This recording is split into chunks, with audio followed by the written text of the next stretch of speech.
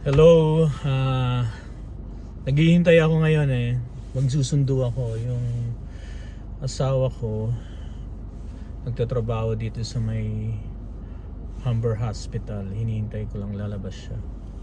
So, pagkwentuhan natin kung ano ba ang pinagkaiba ng government employee sa ibang trabaho.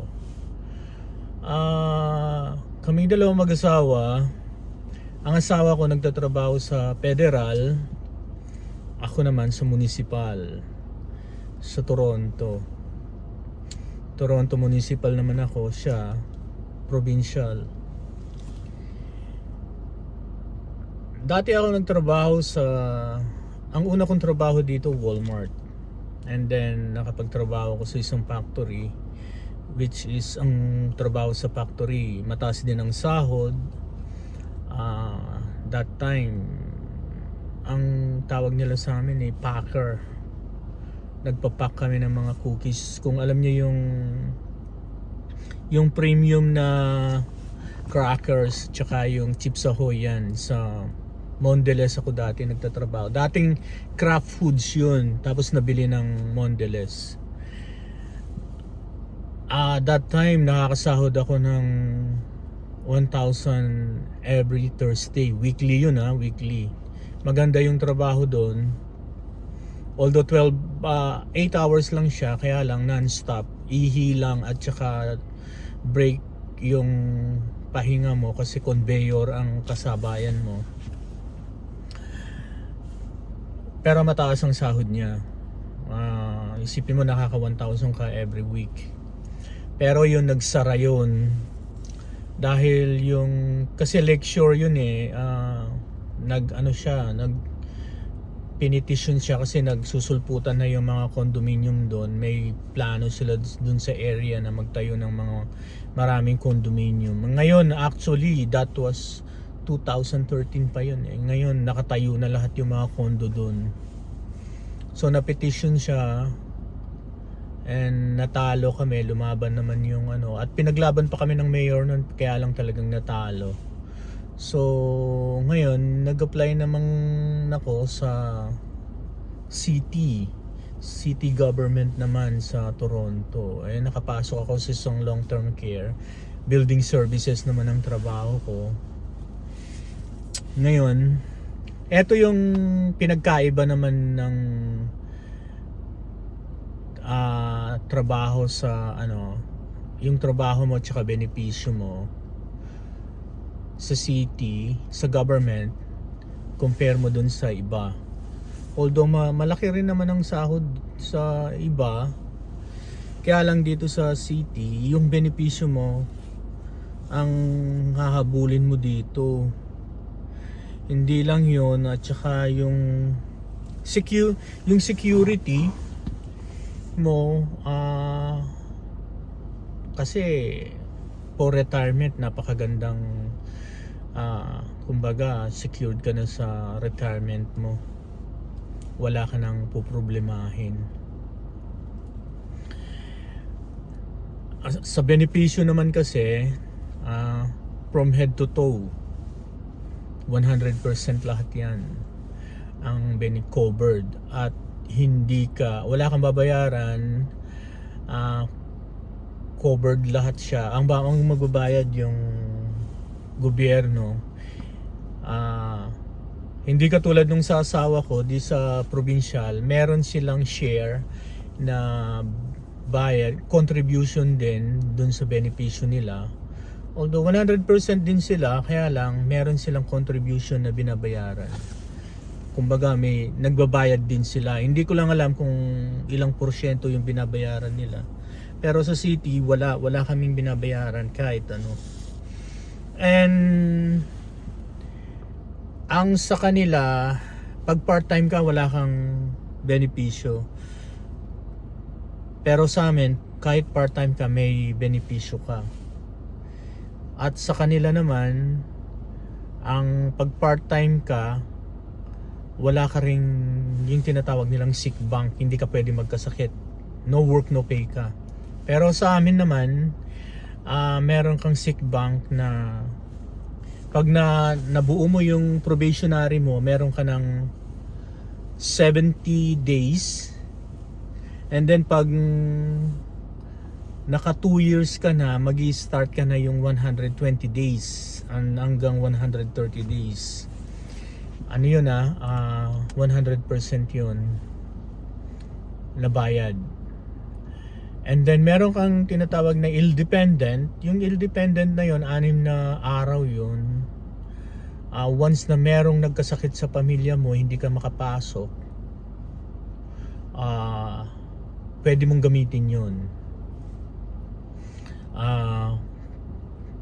Bayad ka ng 100%.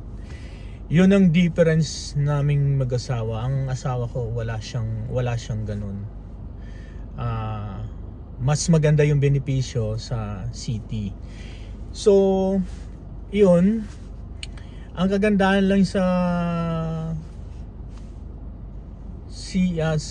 gobyerno, wala ka nang iisipin. Wala ka nang, kumbaga, siguro kahit sa Pilipinas pag government employee ka, maganda na yung status mo. Kasi dito kumbaga wala ka nang iisipin, na hindi mo na iisipin yung retirement mo. Kasi sa government kasi, both sa federal at saka sa municipal, meron kaming contribution dun sa pension. May extra pension kami. Katulad ko, under ako ng Homers, ang asawa ko under ng HOOP. So kaya lang, yung asawa ko mas mataas yung, anong tawag doon? Mataas yung top up ng provincial kaysa sa top up ng city. Ang city kasi 1:1 lang siya eh. Kung may contribution kang piso ay $1, tatapatan niya ng $1. Pero sa provincial, yung $1 mo, I don't know, 1.25 o 1.50, parang 1.25 I think. Yun ang top up niya.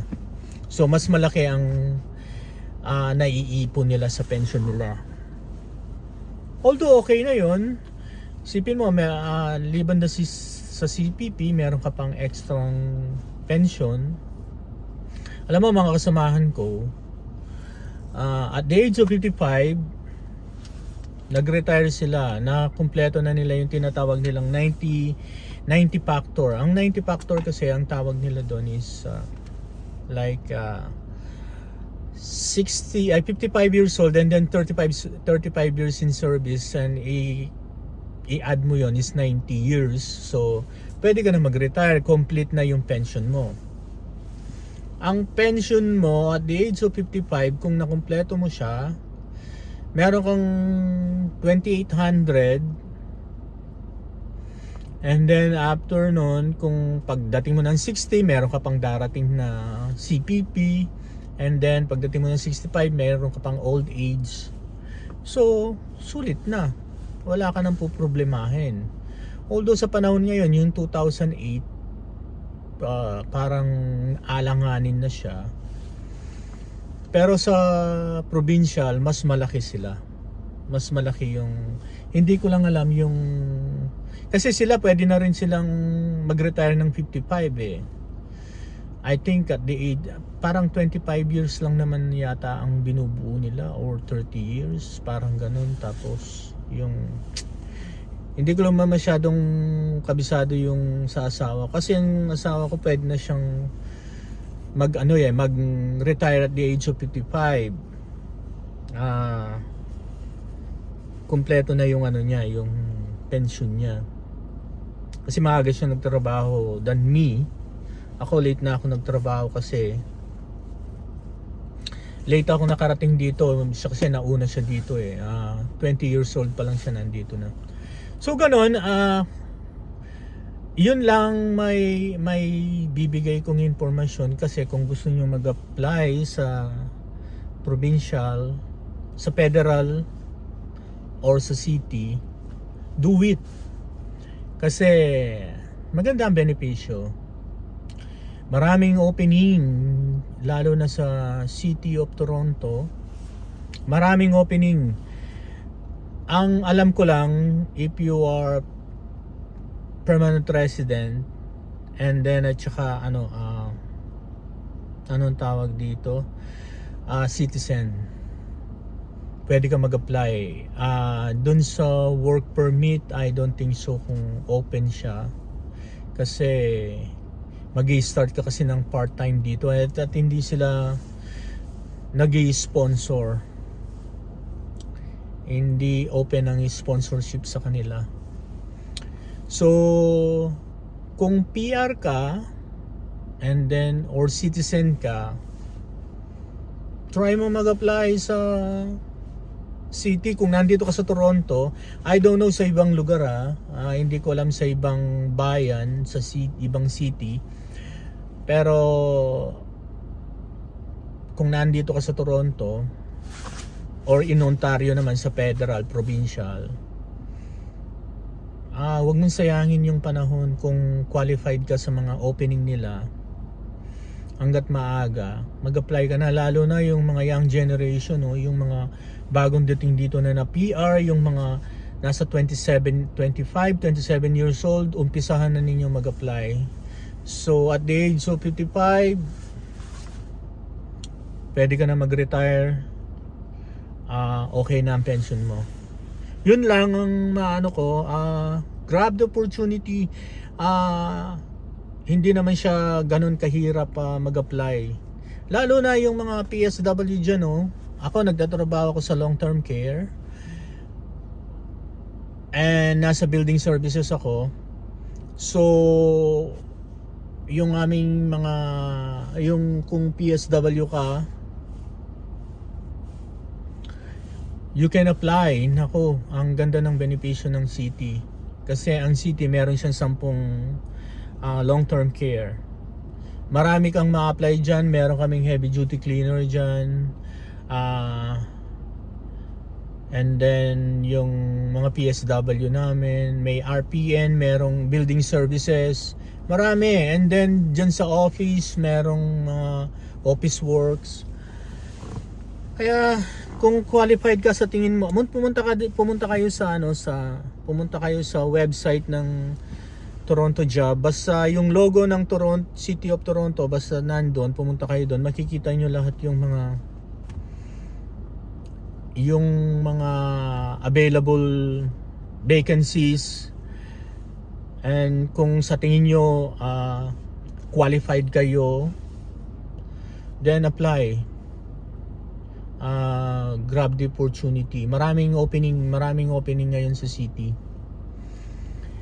Yun lang. Sana nabigyan ko kayo ng tip kung yung mga nandito sa Toronto at nandito sa Ontario. Apply na kayo. Don't waste your time dyan sa mga alam nyong hindi secured yung inyong retirement. Kasi dito, pag nandito ka na, ang isipin mo yung retirement mo rin kung pagtanda mo. So pag nagtrabaho sa government, 100% secured ka na yung pension mo. Secured na yung retirement mo pala. So anyway, maraming salamat. Sana na nabigyan ko kayo ng tip. Biglang umatras itong sasakyan sa harapan ko. Akala ko bubunggiin siya. Yeah, yun lang.